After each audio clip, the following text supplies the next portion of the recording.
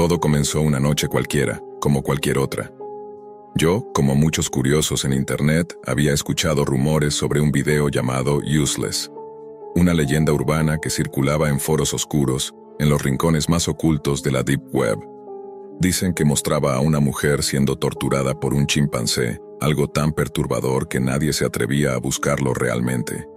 Pero la curiosidad pudo más. Con paciencia y algo de temor, logré entrar a un foro secreto donde supuestamente se hablaba de ese video. Los usuarios eran crípticos, pero uno de ellos, que se hacía llamar Vox, comentó algo que me heló la sangre. El video es real, y ella quería irse. Intenté indagar más, pero al poco tiempo de cerrar la página, mi computadora comenzó a comportarse extraño. La pantalla se congeló y de repente, un audio comenzó a reproducirse por los altavoces. Cánticos en un idioma desconocido, una especie de oración oscura que parecía invocar algo más allá de nuestra comprensión. Intenté reiniciar el equipo, pensando que era un virus cualquiera. Pero al volver a encenderla, no solo persistían los cánticos, sino que cada vez que intentaba navegar, me redirigía automáticamente al sitio del culto que mencionaba Vox en el foro. Durante días, semanas incluso, no podía deshacerme de esa página. La puerta a un mundo oscuro que parecía acecharme desde dentro de la máquina. Lo peor llegó cuando, investigando en mi propia casa, encontré una máscara en el sótano. Era vieja, polvorienta, pero extrañamente familiar. Recordé las palabras de Vox. El líder del culto usaba una máscara, como la que encontré en el sótano de mi papá. Mi corazón se aceleró. ¿Qué conexión tenía mi familia con ese culto? ¿Qué secreto oscuro escondía mi padre? Desde entonces, la línea entre la realidad y el mundo digital comenzó a desdibujarse para mí. La Deep Web no era solo un lugar de terror online, sino una puerta abierta a algo real y peligroso. Pasaron los días y mi obsesión por entender qué estaba pasando creció. Cada vez que encendía la computadora, el sitio del culto aparecía frente a mis ojos, con sus símbolos extraños y la imagen de ese líder enmascarado. El rostro detrás de la máscara parecía observarme, como si me estuviera retando a descubrir la verdad oculta. Decidí escarbar más en la historia de ese culto. Lo llamaban la Hermandad del Mono. Sus miembros, según las leyendas urbanas que circulaban en la Deep Web, realizaban rituales incomprensibles y se decía que tenían un vínculo con fuerzas oscuras, capaces de cruzar la línea entre el mundo virtual y el físico. Nadie sabía cómo operaban exactamente, pero todos coincidían en una cosa. Ellos no perdonan. Una noche, el cántico que sonaba en mi PC cambió. Ya no eran solo voces en un idioma desconocido, sino que entre esos sonidos escuché una frase clara y aterradora. «Vuelve a donde perteneces». El pánico se apoderó de mí. Intenté desconectar todo, apagar la computadora y alejarme, pero no pude. Era como si algo me llamara, me atrajera hacia ese mundo oscuro. Recordé la máscara que había encontrado en el sótano. Decidí llevarla conmigo al ordenador, casi como una especie de amuleto o advertencia. Cuando la coloqué junto al teclado, algo sucedió. La pantalla parpadeó violentamente y, por un instante, vi una imagen fugaz de la mujer del video, sus ojos suplicantes, y detrás de ella, el chimpancé que la atormentaba. El miedo se mezcló con la fascinación.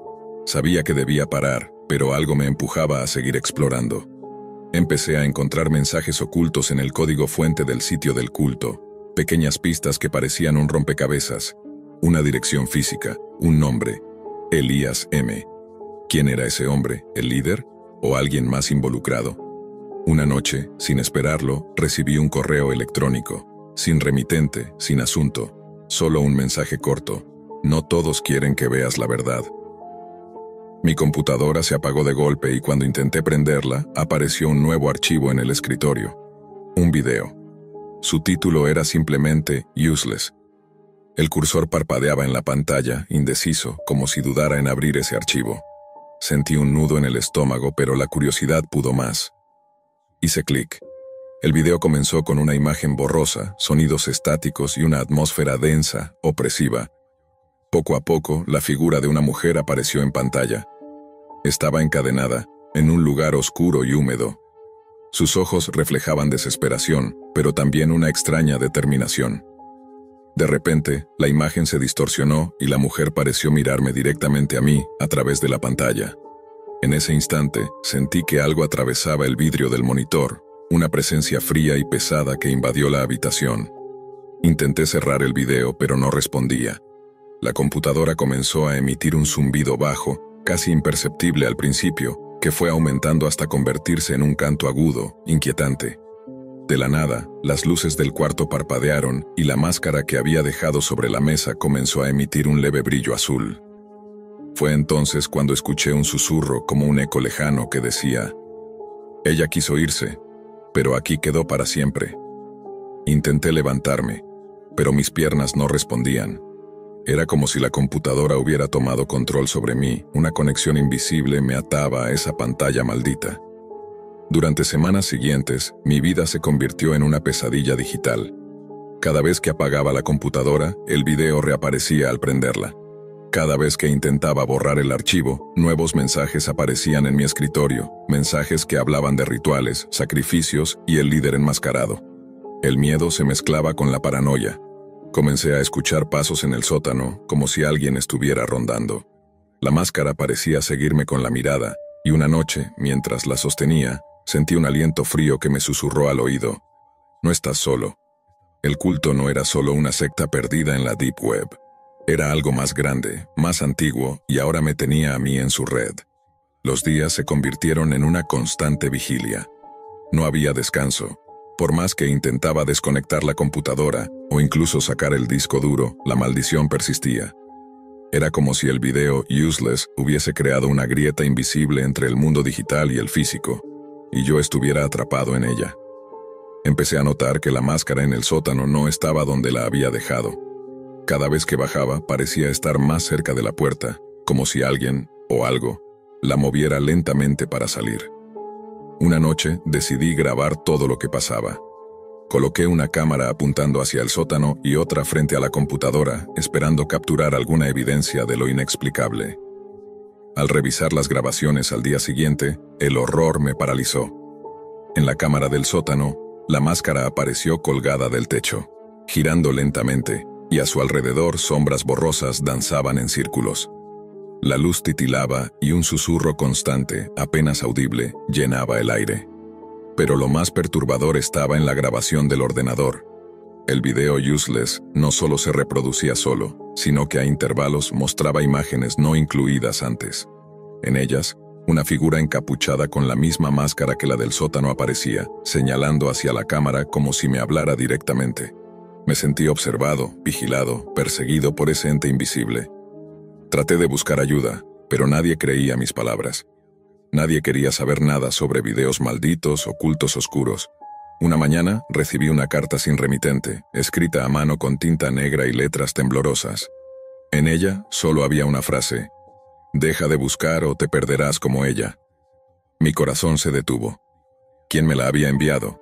¿El líder del culto? ¿O alguien más dentro de mi propia familia?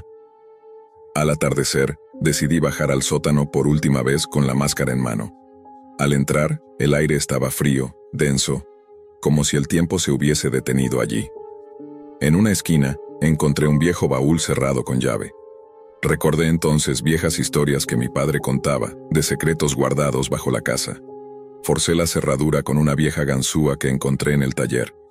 Al abrirlo, dentro había papeles amarillentos, símbolos extraños y una fotografía antigua. Un grupo de personas con máscaras similares, entre ellos un hombre que reconocí al instante. Era mi padre. La fotografía tembló en mis manos mientras mis ojos recorrían aquella imagen descolorida por el tiempo.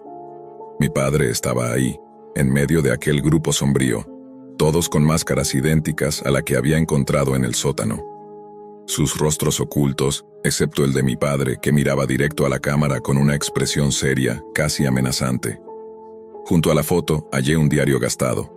Lo abrí con cuidado y las páginas crujieron al ser tocadas.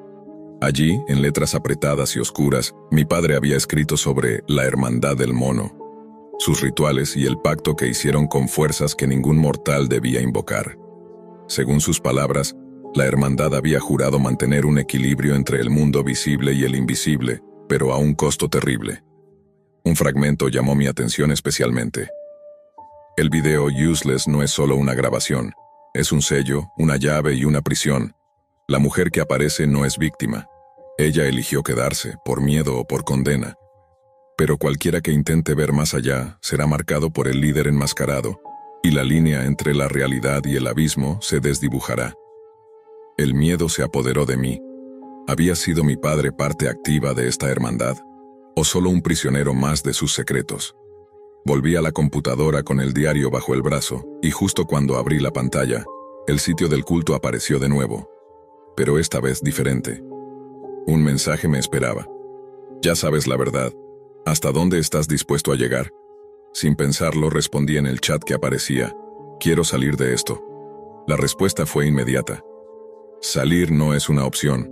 Solo puedes decidir qué tan profundo caerás. En ese momento, un nuevo video comenzó a reproducirse automáticamente.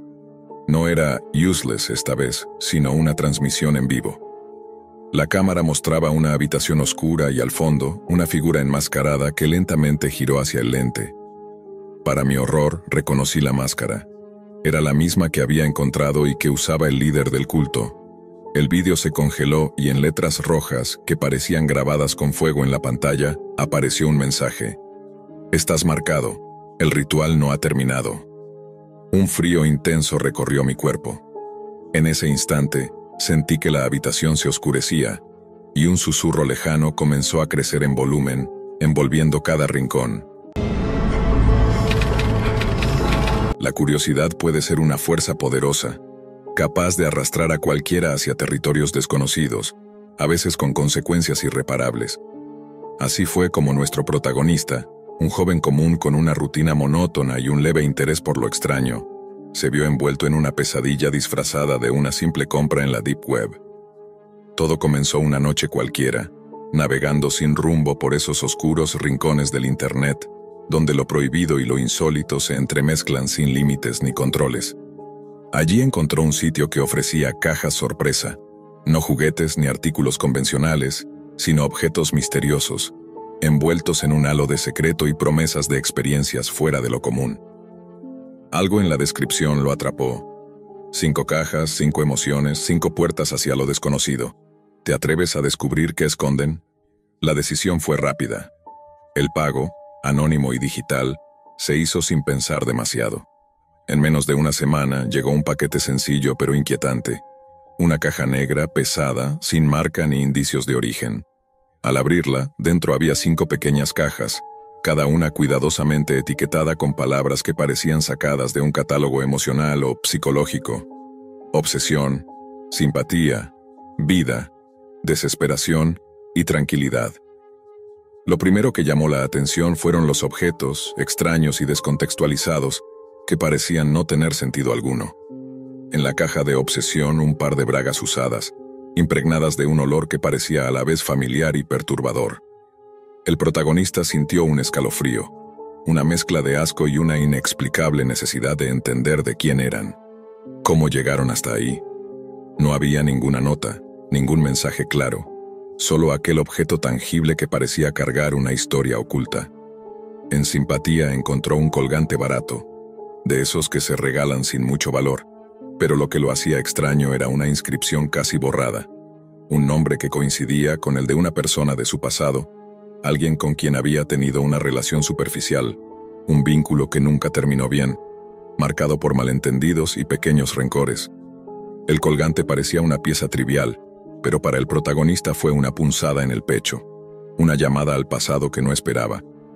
La caja de vida contenía una fotografía antigua, amarillenta, de una familia sonriente en un picnic. A simple vista, una imagen común, pero al mirarla detenidamente, el protagonista reconoció a su madre, su padre y a él mismo cuando era niño. Pero había algo fuera de lugar. En la esquina inferior, casi imperceptible, una figura oscura que no recordaba haber visto antes, un rostro que parecía observarlo con malicia y tristeza a la vez. Desesperación, guardaba dentro una carta arrugada y manchada, escrita con una caligrafía temblorosa, que hablaba de confesiones, de secretos enterrados bajo capas de silencio, de traiciones familiares que nunca salieron a la luz. Era como si alguien hubiera decidido revelar todo lo que el protagonista y su familia habían intentado ocultar por años, desnudando heridas que apenas comenzaban a cicatrizar. Finalmente, en la caja de tranquilidad, un pequeño frasco con un líquido oscuro, opaco, que parecía contener un elixir o una poción. El protagonista no supo qué pensar. La tranquilidad prometida se sentía más bien como una ironía cruel. Una sensación de inquietud se apoderó de él. El frasco, sellado, emitía un leve brillo que parecía invitar a abrirlo, a descubrir qué secretos encerraba. A medida que fue revisando cada objeto, la realidad comenzó a desmoronarse. La caja no era un simple paquete comprado en la Deep Web, sino una llave que abría puertas al pasado y a lugares en la mente que habían permanecido sellados por miedo y olvido. La investigación comenzó con la intención de desentrañar el misterio de la caja y terminó siendo un viaje al interior de sus propios demonios. El protagonista buscó respuestas en foros clandestinos, en hilos ocultos donde otros habían recibido cajas similares, compartiendo experiencias que iban desde lo perturbador hasta lo incomprensible. Algunos afirmaban que las cajas eran una forma de castigo o advertencia, una manera de exponer la verdad a quienes preferirían vivir en la ignorancia. Otros aseguraban que eran mensajes cifrados enviados por alguien con un propósito desconocido, quizá una persona que quería hacer pagar viejas culpas. Los recuerdos comenzaron a aflorar con fuerza, viejas discusiones con su familia, momentos de dolor y silencio, secretos que jamás se habían confesado y que ahora parecían manifestarse en esos objetos. La ropa íntima usada no era solo una prenda, sino una sombra de una obsesión pasada, una relación tóxica que él había tratado de olvidar. El colgante barato representaba la simpatía falsa y manipuladora de alguien que alguna vez se acercó con malas intenciones. La fotografía no era solo una imagen, sino un recordatorio de que hay presencias ocultas en la memoria, sombras que acompañan incluso a quienes intentan vivir una vida normal. La carta revelaba heridas profundas, heridas que, al ser expuestas, amenazaban con destrozar el frágil equilibrio que mantenía con sus seres queridos. Y el frasco, esa promesa vacía de tranquilidad, era quizá la más aterradora de todas, una invitación a enfrentar aquello que preferiría evitar. La atmósfera en la casa cambió. Los objetos parecían tener vida propia, moviéndose ligeramente, como si quisieran ser descubiertos, como si cada uno llevara consigo una historia que clamaba ser escuchada. La noche se tornaba cada vez más oscura, y el protagonista sentía que algo lo observaba desde las sombras, algo que había despertado con la llegada de la caja. Con cada día que pasaba, la línea entre la realidad y la pesadilla se desdibujaba. La caja era un portal, no solo a la Deep Web, sino a un abismo personal donde el horror no era algo externo, sino una parte íntima de su mente y su historia familiar. Las conexiones entre los objetos y su vida real eran demasiado precisas para ser coincidencia. Cada pequeño detalle parecía una advertencia o un castigo por secretos que habían permanecido enterrados. El protagonista se veía atrapado en un ciclo interminable de preguntas sin respuesta, buscando la verdad en lugares que solo alimentaban su angustia y paranoia. ¿Quién había enviado la caja? ¿Qué propósito oculto tenía? ¿Era un mensaje de alguien cercano o un extraño que conocía sus secretos más profundos? La caja había abierto una puerta que quizá nunca podría volver a cerrar. Conforme avanzaba la noche, la inquietud del protagonista se transformó en un miedo paralizante. Los objetos dentro de la caja parecían resonar con una energía oscura, como si estuvieran conectados no solo con su pasado, sino con un destino inevitable que ahora lo acechaba. Decidió abrir el frasco de tranquilidad, atraído por una mezcla de desesperación y necesidad de cerrar ese capítulo tormentoso. El líquido, de un color negro profundo, desprendió un aroma acre que inundó la habitación y en cuestión de segundos, comenzó a nublar su mente. En ese estado entre la vigilia y el sueño, comenzaron a aparecer imágenes fragmentadas. Voces susurrantes que repetían secretos familiares ocultos, rostros distorsionados que se desvanecían en la penumbra, y la sensación angustiante de que alguien, o algo, lo observaba desde el reflejo de un espejo roto. Despertó horas después, sin memoria clara, pero con un escalofrío permanente recorriendo su cuerpo. Al revisar la caja una última vez, descubrió una nota escondida en el fondo del compartimento. Ahora eres parte de la cadena. La caja no se cierra, solo se pasa. El silencio es el verdadero castigo. El protagonista comprendió que no solo había sido receptor de un mensaje aterrador, sino que estaba destinado a continuar la maldición, atrapado en un ciclo que no tendría fin. Lo desconocido había entrado en su vida, y con ello, una oscuridad imposible de ignorar. La caja no solo había desenterrado sus secretos, sino que había abierto una puerta al terror más profundo, aquel que reside en la mente, en la culpa y en la desesperanza. Una caja sorpresa que, lejos de ser un objeto común, se convirtió en el origen de una cadena de horror que atravesaría generaciones.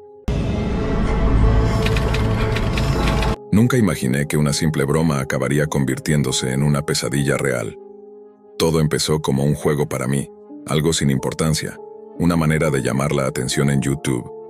Creé varias cajas misteriosas falsas, con pequeños objetos que parecían valiosos o extraños, USBs con archivos vacíos, joyas viejas que encontré en mercadillos y pastillas de colores que compré en la farmacia sin receta. Mi idea era enviarlas a YouTubers, para que hicieran reseñas y reacciones, y así ganar seguidores. Pero entonces todo se salió de control. Una tarde recibí una caja idéntica a las que yo había enviado, pero esta vez era para mí. No había remitente ni pista alguna sobre quién la había mandado. Al abrirla, encontré un USB, unas pastillas y un iPad antiguo. También había una nota, escrita con una caligrafía que me erizó la piel. Necesitarás estas pastillas, créeme. Y una fecha marcada para el día siguiente. No tardé en conectar el USB a mi computadora, esperando encontrar otra broma o algún archivo vacío. Pero número. En la carpeta había fotos, de mi casa, tomadas desde afuera, y luego imágenes aún más inquietantes, mi familia dormida, capturados en la oscuridad de la noche sin que ellos supieran. Y por último, una foto de mí mismo, durmiendo en mi habitación. El terror me hizo temblar. ¿Quién podía estar observándonos así? ¿Y cómo? Cuando encendí el iPad, la aplicación de fotos se abrió automáticamente, mostrando imágenes que aún me persiguen. Mujeres enmascaradas, con rostros sin expresión, cosiendo botones negros en los ojos de niñas pequeñas. Era un ritual, una escena sacada de las peores pesadillas. Me recordó a Coraline, pero con un aire mucho más siniestro y real.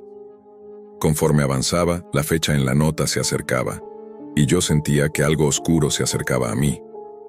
Al caer la noche, la sensación de ser observado no me abandonaba. Cada sombra parecía moverse con vida propia y el silencio de la casa era insoportable. Traté de convencerme de que todo era una broma demasiado elaborada.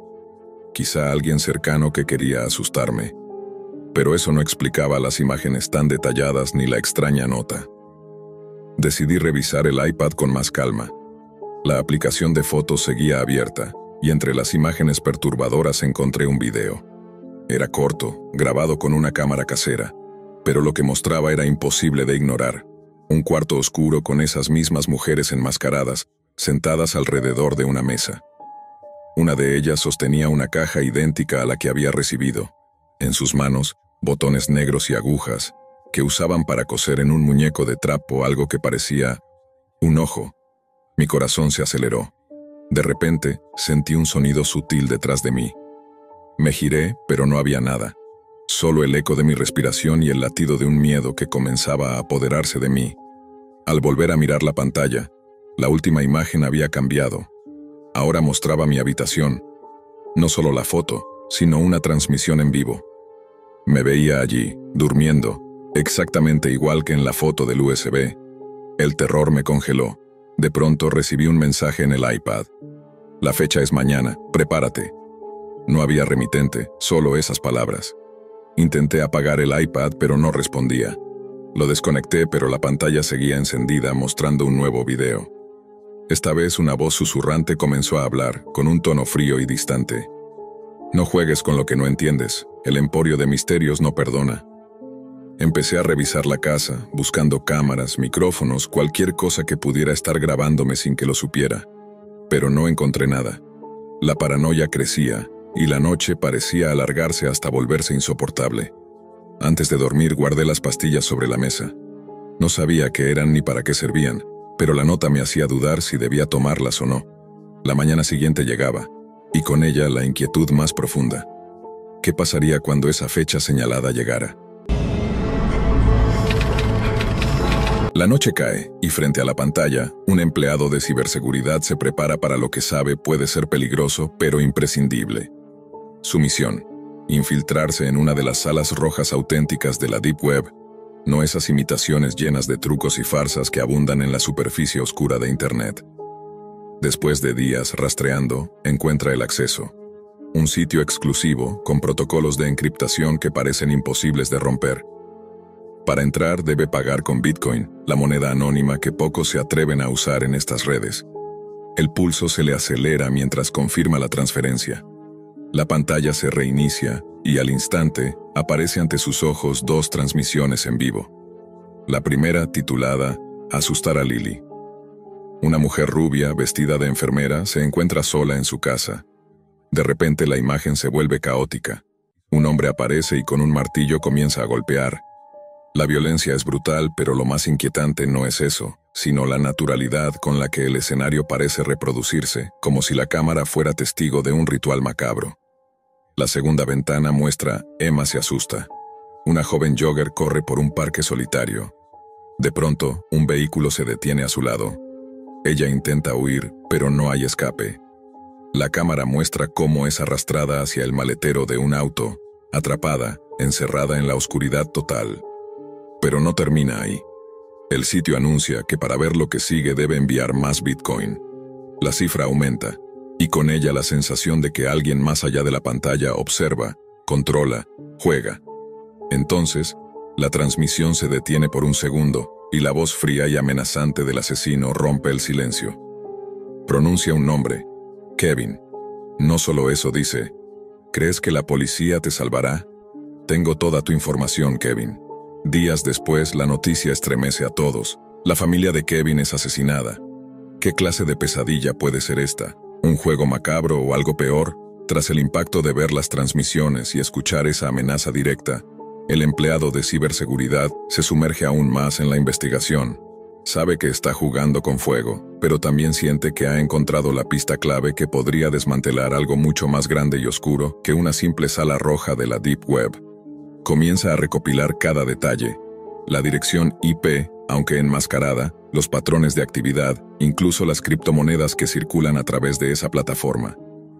Cada dato es un hilo que podría llevarlo al origen, a la persona detrás de esos horrores en vivo. Pero el tiempo corre en su contra. La muerte de la familia de Kevin es solo la primera señal de que el asesino no está jugando. Está usando la información personal de quienes miran o intentan interferir. Es como si el sitio fuese una trampa que no solo vende horror, sino que se alimenta del miedo real. El empleado recibe mensajes anónimos en su correo encriptado, imágenes borrosas de lugares donde supuestamente están las próximas víctimas, fotos de sus seres queridos y, lo más escalofriante, detalles de su propia vida diaria. Su paranoia crece, pero no puede detenerse. Decide contactar a expertos en criptografía y rastreo en la Deep Web. Juntos, tratan de infiltrarse en las otras puertas que el sitio ofrece por más Bitcoin. Pero la barrera es alta, y la exigencia económica crece exponencialmente. Mientras tanto, los relatos de desapariciones empiezan a multiplicarse en foros clandestinos. Testimonios que cuentan que usuarios que entraron a la sala roja real han desaparecido sin dejar rastro.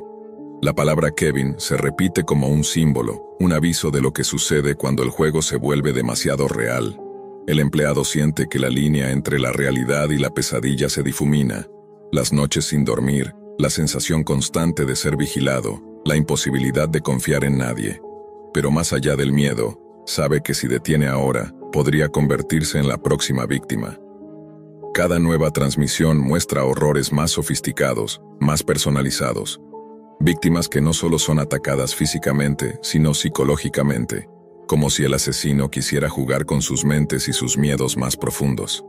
El empleado descubre que el sitio no solo graba en vivo, también tiene acceso a cámaras ocultas en casas, parques y calles, una red de espionaje que va más allá de lo imaginable.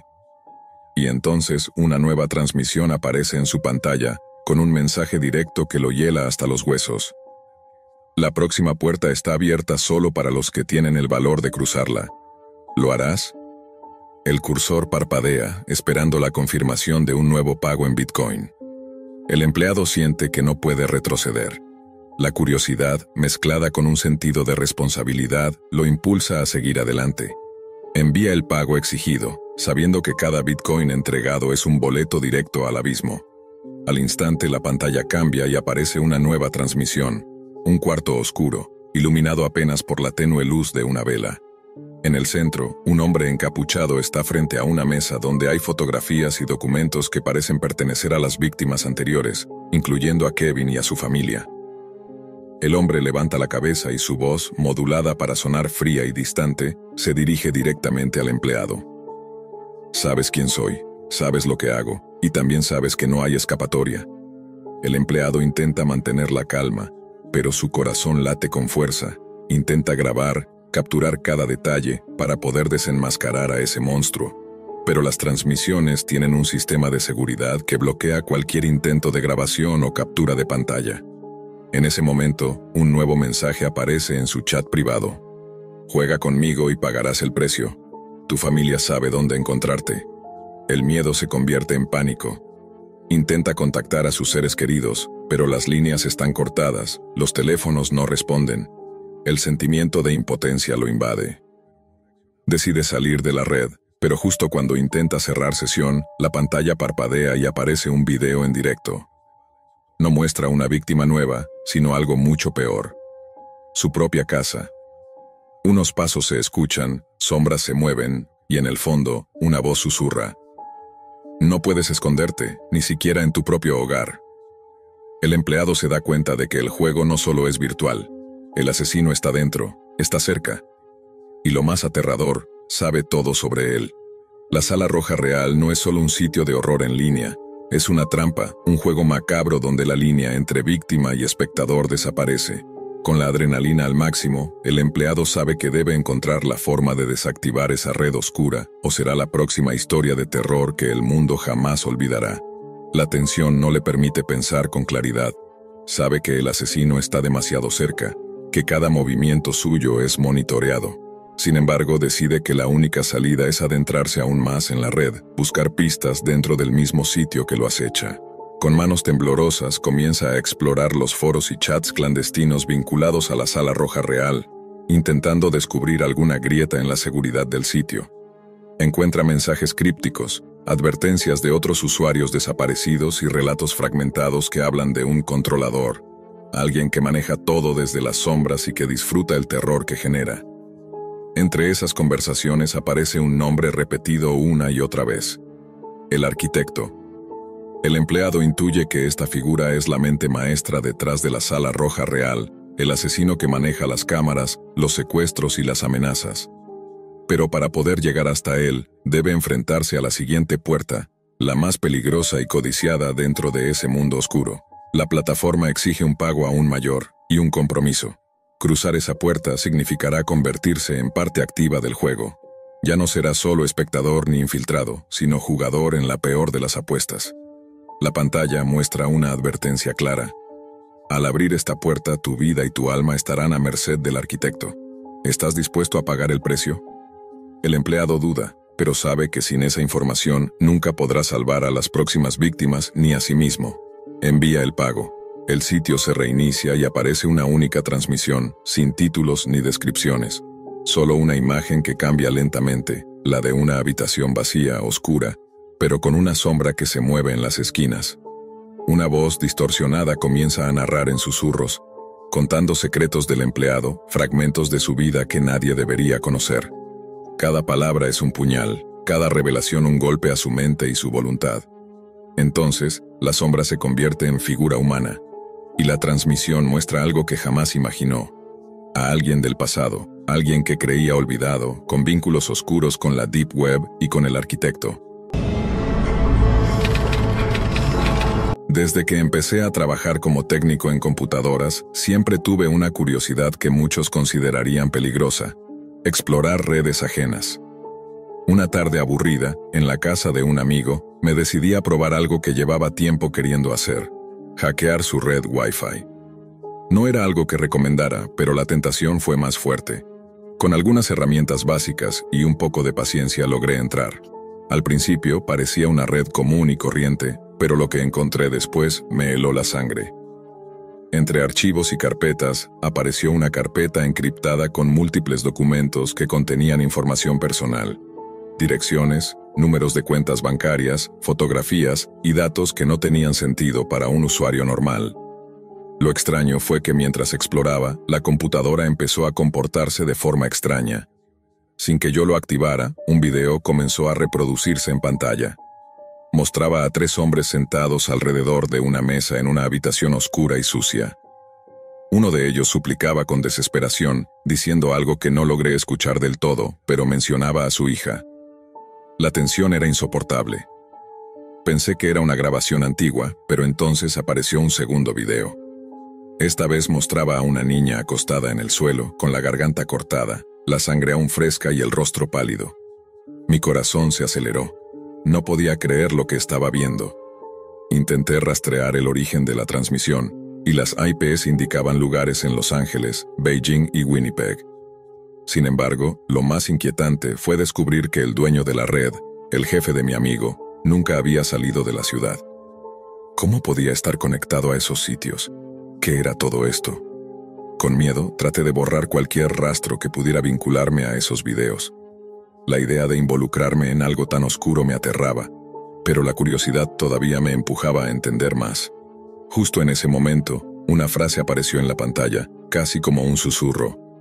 El video se grabó 20 minutos antes de aparecer en mi pantalla. Fue entonces cuando supe que había cruzado una línea que no debía, que había algo más allá de lo que podía comprender, algo que me estaba observando a mí. Pasaron los minutos y no podía apartar la mirada de la pantalla. El video parecía una transmisión en vivo, o al menos eso me hacía pensar la calidad y la forma en que todo sucedía tan rápido. No entendía cómo alguien podía estar en esa habitación, en ese momento, y que yo estuviera viéndolo desde otro lugar. Decidí investigar un poco más.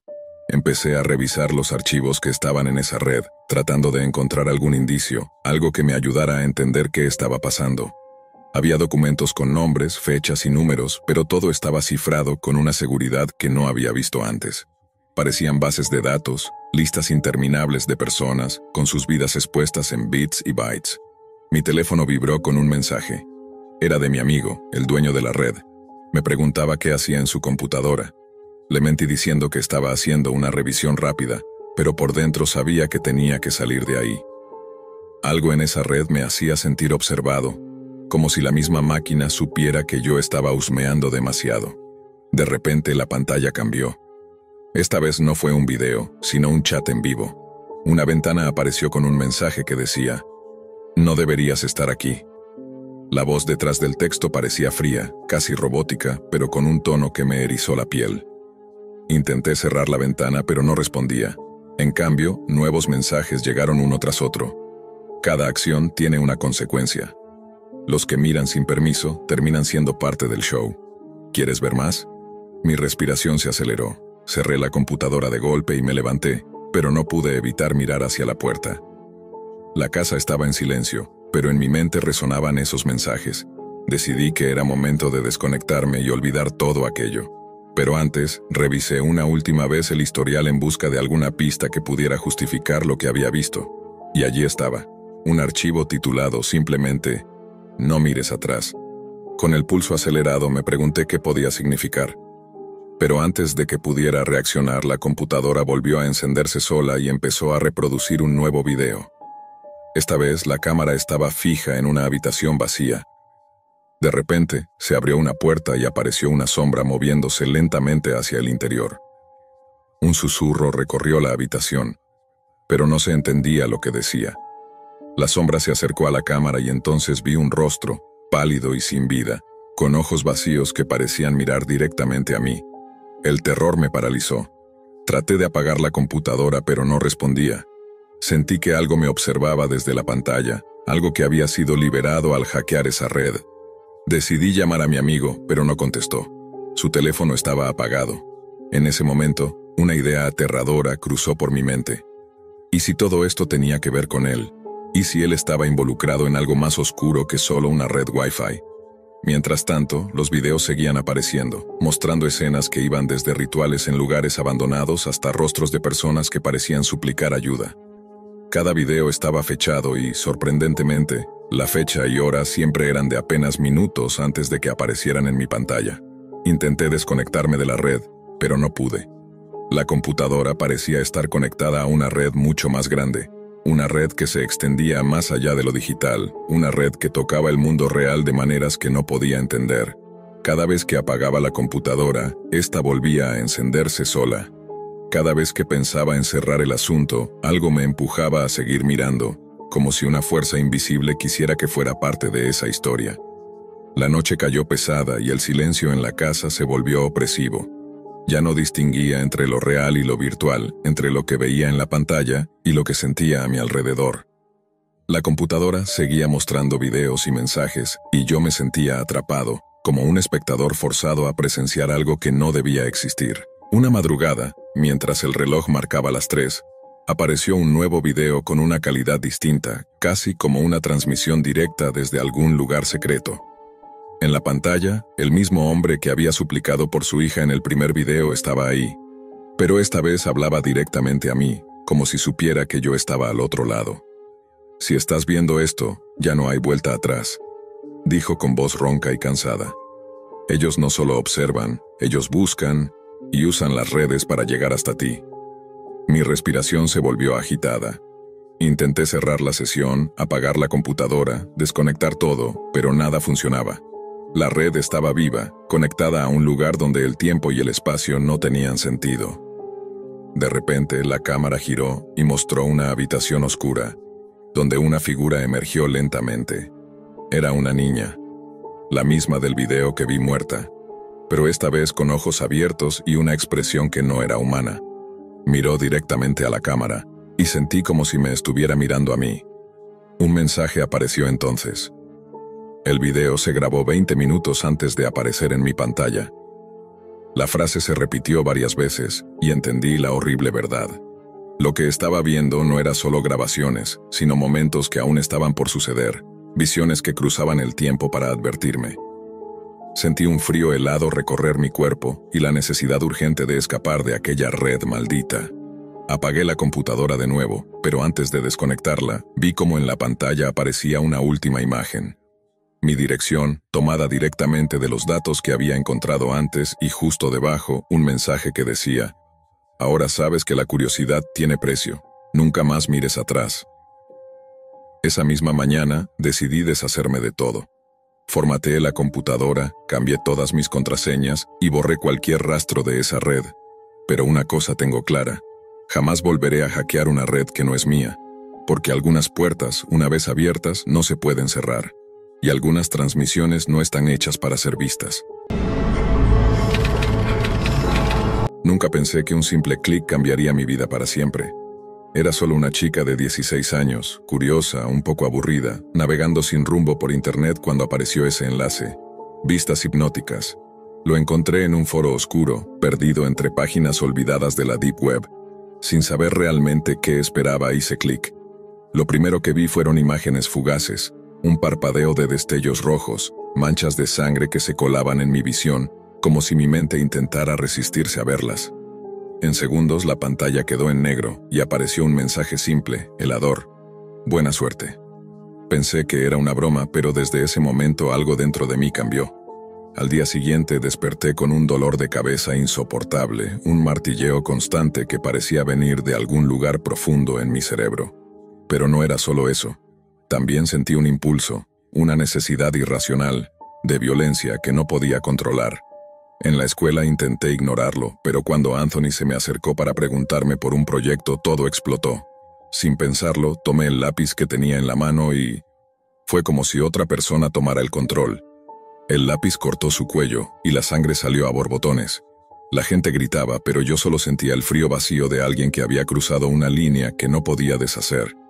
Esa noche no dormí. Volví a buscar en la Deep Web, esa web oscura de la que había oído susurros. Encontré el sitio, la página escondida que nadie más parecía conocer. Allí me esperaban 5 reglas grabadas en la pantalla, como una sentencia. 1. Termina lo que empezaste o morirás en 4 meses. 2. Tómate tu tiempo o el dolor empeorará. 3. No te atrapen. 4. Deja una señal. Una foto grabada en la frente. 5. Estás hecho para continuar el trabajo de otro. No entendía qué significaban ni quién me las había puesto. Pero el dolor en mi cabeza seguía creciendo, y la voz dentro de mí susurraba cada vez más fuerte. Pasaron años. Para cuando cumplí 26 ya no era la misma. Me había convertido en una sombra, alguien que no controlaba sus actos, una asesina en serie que empezaba por Anthony, el primero que pagó el precio. Nunca uso redes sociales. ¿Cómo entonces tenían esa foto mía? Esa pregunta me persigue cada día, mientras la Deep Web me llama para continuar un juego del que no puedo escapar. Las semanas después del ataque a Anthony se convirtieron en un infierno silencioso. Cada vez que cerraba los ojos, veía destellos de imágenes rápidas y sangrientas, como flashes que mi mente no podía apagar. El dolor en mi cabeza era como un tambor que retumbaba sin cesar, pero peor aún, sentía que esa fuerza oscura que había despertado dentro de mí me empujaba a seguir, a terminar lo que había empezado. No sabía quién ni qué estaba detrás de todo aquello, solo sabía que no podía detenerme. Busqué respuestas en foros oscuros, en chats secretos, hasta que una noche, navegando sin rumbo por la Deep Web, apareció otra vez esa página. La Hueva Oscura. Me recibió con un texto nuevo, una especie de bienvenida fría y distante.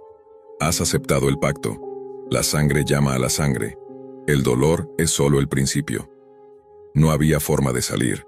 Intenté borrar cualquier rastro, pero cada vez que lo hacía, una notificación aparecía en mi teléfono. Una foto mía, tomada en momentos donde creía estar sola, sin cámaras, sin testigos. No uso redes sociales.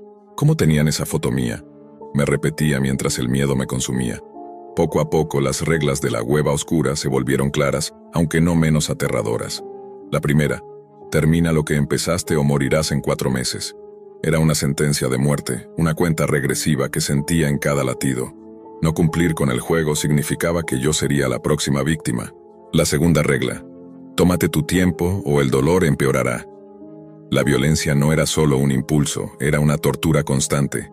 Si no actuaba, la presión en mi cabeza se hacía insoportable, como si miles de agujas me atravesaran el cráneo. No podía dejar de escuchar el murmullo que me urgía a matar de nuevo. La tercera regla: no te atrapen. Vivía con miedo, siempre huyendo, cambiando de ciudad, de apariencia, dejando atrás nombres, historias y vidas. Pero el juego era cruel y parecía tener ojos en todas partes. No había refugio seguro.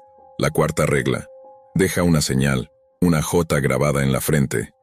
Un símbolo macabro que me obligaba a marcar a mis víctimas, a dejar un rastro visible que desafiaba a las autoridades y al mundo. Esa J era mi firma, el sello del juego que me había poseído. Y la quinta, la más inquietante: estás hecho para continuar el trabajo de otro. No era la primera ni la última. Había otros antes que yo y otros que vendrían después. Cada asesino, una pieza más en esta red oscura que parecía extenderse más allá de lo imaginable. En mis momentos de lucidez intentaba recordar quién había sido antes del juego, pero mi identidad se desvanecía como humo entre mis dedos. Los recuerdos se mezclaban con pesadillas y la línea entre realidad y locura era cada vez más difusa. A pesar de todo, había algo en la Hueva Oscura que me llamaba, una fuerza imposible de resistir. Cada vez que pensaba en abandonar, un mensaje aparecía: ¿estás lista para continuar? La oscuridad no perdona. Así viví, atrapada entre la realidad y el abismo, entre la vida y la muerte, sabiendo que mi destino estaba sellado en la Deep Web. Con los años, el juego se volvió parte de mí, como una sombra inseparable. Cada J, grabada en la frente de mis víctimas, era un recordatorio de la cadena interminable que debía continuar. Me di cuenta de que no solo estaba atrapada en este ciclo, sino que era una pieza en un tablero mucho más grande, manejado desde las sombras de la Deep Web.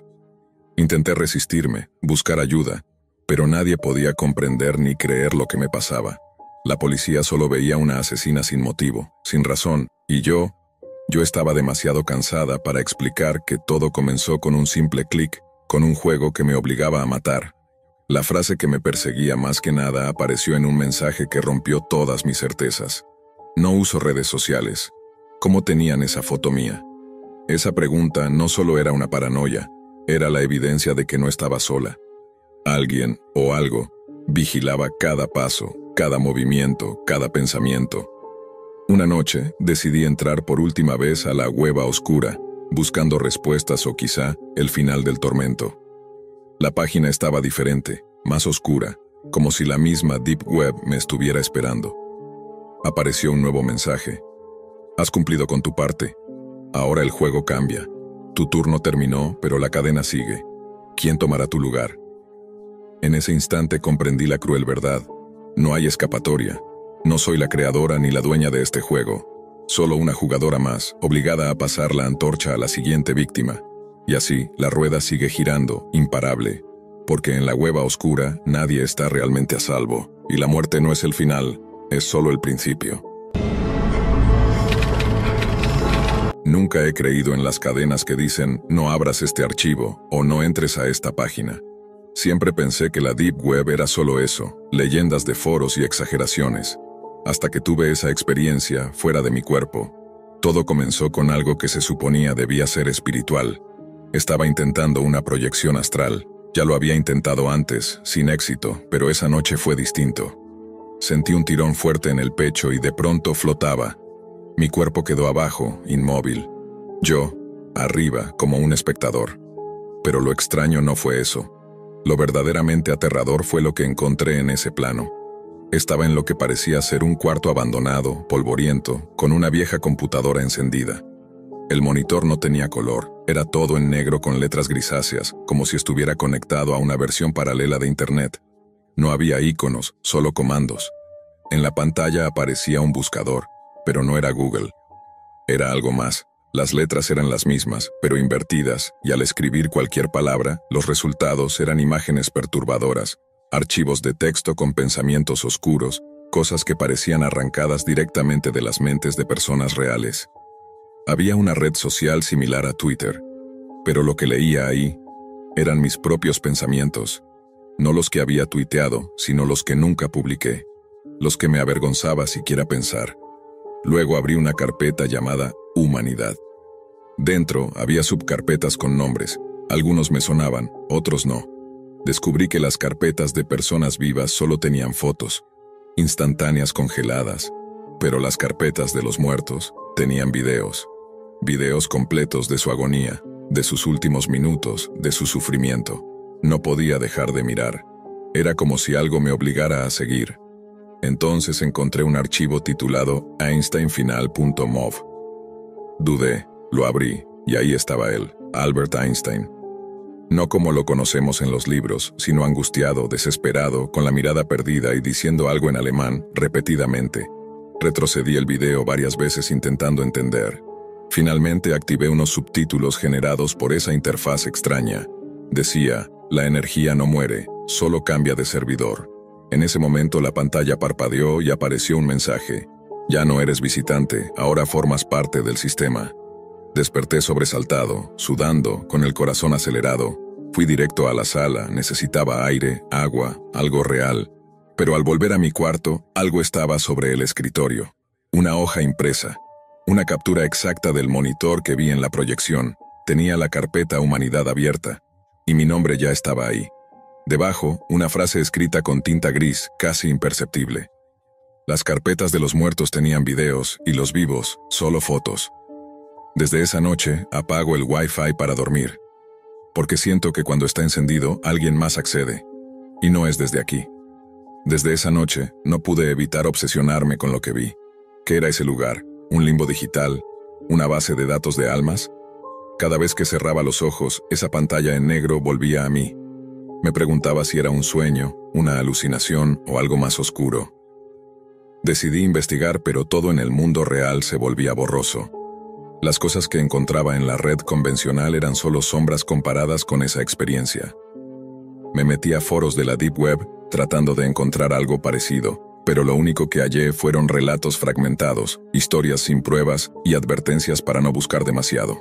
Entonces, una noche, mientras apagaba el Wi-Fi como siempre, escuché un leve zumbido, como si una señal invisible vibrara en el aire. Miré el monitor de mi computadora, apagado, y por un segundo creí que la pantalla reflejaba la misma interfaz oscura de aquel lugar astral. Me acerqué y el zumbido se intensificó. Una carpeta apareció en el escritorio. Humanidad. Mi corazón se aceleró. La abrí con un solo clic. Esta vez no había solo fotos ni videos. Había algo nuevo, un archivo con mi nombre. Lo abrí y vi imágenes de mí, de momentos que nadie debería haber registrado, fotos tomadas en silencio, en la oscuridad, como si alguien o algo me estuviera observando desde otro plano. Comprendí entonces que la conexión entre ambos mundos era real, y que, al activar el Wi-Fi, mi espíritu se volvía vulnerable.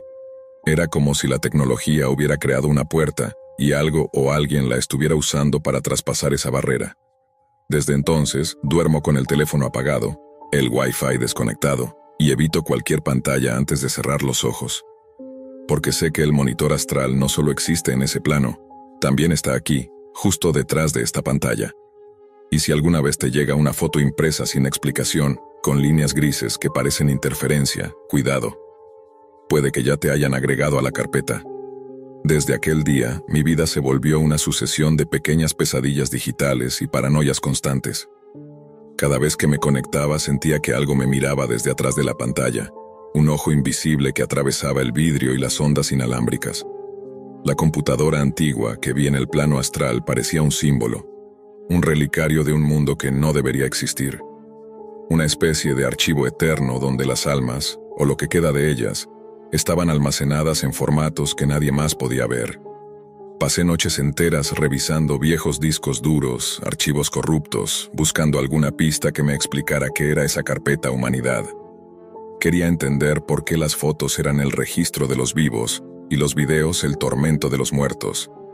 Fue entonces que encontré un comentario en un foro olvidado, escrito en código y sin enlaces, que decía: la energía de la conciencia no desaparece, se almacena, se transmite. La red que creemos digital también es espiritual. La muerte, solo una transición entre servidores. Esa frase se clavó en mi mente. Intenté volver a la proyección astral, pero ya no tuve el control. En lugar de flotar libre, sentí que me arrastraban hacia esa vieja computadora. El monitor se encendió con un brillo mortal y vi en la pantalla una fila interminable de carpetas. Muchas tenían nombres desconocidos, pero una me llamó la atención por encima de todas: el archivo de los olvidados. No quise abrirla, porque sabía que podría perder algo más que tiempo, pero, inevitablemente, el cursor se movió solo y entró en esa carpeta. Allí, los archivos ya no eran solo fotos ni videos. Eran fragmentos de recuerdos, sonidos, voces y emociones comprimidas en formatos imposibles. Vi flashes de vidas enteras, detalles íntimos y momentos que jamás deberían haberse almacenado. Sentí un peso insoportable en el pecho y un frío que me recorrió hasta los huesos. Un mensaje apareció en letras blancas sobre fondo negro: ¿quieres desconectarte o quedarte conectado para siempre? Intenté cerrar la sesión, pero no hubo respuesta. La computadora empezó a emitir un zumbido cada vez más fuerte, como un latido. Y entonces, el último archivo se abrió. Era un video en el que aparecía yo, mirando la pantalla con ojos vacíos, como si mi alma estuviera atrapada dentro de esa caja negra. Un susurro salió de los parlantes, una voz que parecía venir desde dentro de mí. El monitor astral no es solo un espectador, es el guardián. No todos regresan. ¿Y tú, estás listo para formar parte del sistema? Me desperté con un golpe seco contra el suelo. La computadora estaba apagada, pero sobre el escritorio había una hoja. No era cualquier hoja. Era la impresión de ese último video, mi reflejo distorsionado y pixelado, con líneas grises cruzando la imagen, como si alguien hubiera interferido la señal. En la parte inferior, escrita con tinta que parecía desvanecerse, estaba la frase que me persigue cada día. Las carpetas de los muertos tenían videos, y los vivos, solo fotos. Desde entonces he dejado de buscar respuestas, porque la verdad es demasiado pesada. Si alguna vez decides explorar más allá de la red que conoces, recuerda esto: no todo lo que se conecta en Internet queda en este mundo. Y tal vez, el monitor astral ya te esté observando a ti.